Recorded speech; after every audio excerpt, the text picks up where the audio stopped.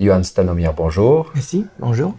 Vous êtes professeur de sciences politiques et je voudrais vous poser une première question sur le populisme dont on entend beaucoup parler en ce moment. D'après vous, va-t-il gagner beaucoup de terrain suite aux élections européennes?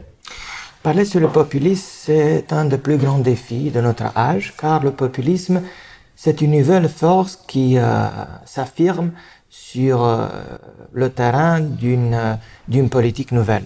Et la politique nouvelle, ça marche d'un point de départ très clair, l'éclatement des partis anciens. Si vous prenez le cas de la France, on voit très clairement qu'il s'agit d'une disparition de la droite classique, soi-disant, et de la droite gaulliste. Donc, ces disparitions offrent une possibilité nouvelle pour des partis soi-disant populistes à s'affirmer. Qu'est-ce que c'est le populisme? Ça, c'est le plus grand défi sémantique, car les populistes sont ni de droite ni de gauche, ils sont des populistes. Ils sont les adeptes d'une réponse très simple à des questions très complexes. Et le succès des populismes s'explique par l'incapacité des partis traditionnels, soi-disant, de comprendre le changement qui a eu lieu dans l'imaginaire politique de notre âge. Donc l'affaiblissement des partis traditionnels explique la montée du populisme, et je crois que c'est le devoir des partis traditionnels, soit de gauche, soit de droite, de s'affirmer comme des remparts de la démocratie. Changement aussi sociétal. Oui, le changement de société donne naissance à une nouvelle imaginaire politique. Ce sont des nouvelles questions politiques qui se posent sur l'identité européenne, sur le futur des politiques économiques, sur le protectionnisme, sur le libre-échange, sur l'immigration, sur l'identité, sur la relation entre l'État-nation et l'État européen. C'est très difficile de voir jusqu'à quel point les nations européennes seront prêtes à accepter leur disparition. Ça, c'est une question. Et malheureusement, les partis traditionnels préfèrent la langue de bois aux réponses concrètes à des questions concrètes.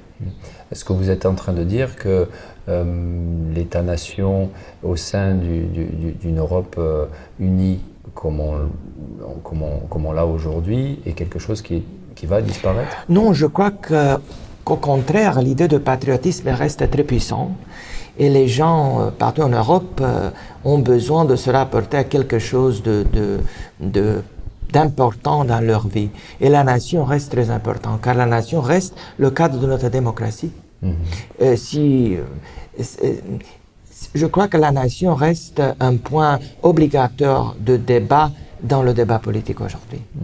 En ce qui concerne la Roumanie, oui. Est-ce que vous pensez qu'aujourd'hui la société civile a le pouvoir ou va avoir le pouvoir de consolider l'état de droit? Bon, les élections devront aussi, mais nous donnerons une image sur la puissance de notre peuple à résister face à l'assaut donné par le gouvernement et par le régime Dragnea. Je me garderai de faire des pronostics. Je dirais seulement que c'est aux Roumains de décider, c'est aux Roumains de bâtir leur société. Même si nous sommes membres de l'Union européenne, c'est aux Roumains de décider s'ils veulent franchir la frontière vers l'Union eurasiatique de Poutine ou de rester en Europe. C'est à eux de décider. Et d'après vous Moi, je suis un démocrate convaincu et je crois que la seule possibilité de garder notre identité roumaine, c'est de garder notre place dans la communauté euro-atlantique. Un pas vers le poutinisme sera un pas vers notre suicide collectif. Mais vous distingueriez quand même la Roumanie d'autres pays limitrophes? On a tendance à l'ouest. Oui, je crois que la Roumanie, c'est un cas à part. C'est un pays qui est effectivement pris en otage par un groupe qui a comme seul but la préservation de la liberté de M. Dragnea. C'est pas très commun en Europe de voir un criminel en charge d'un État, mais malheureusement, comme dans beaucoup de pays de tiers-monde, il y a une limite qu'on a franchie entre la criminalité et la politique.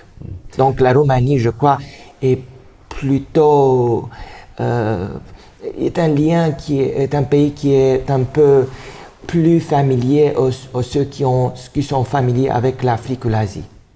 Donc c'est comme ça.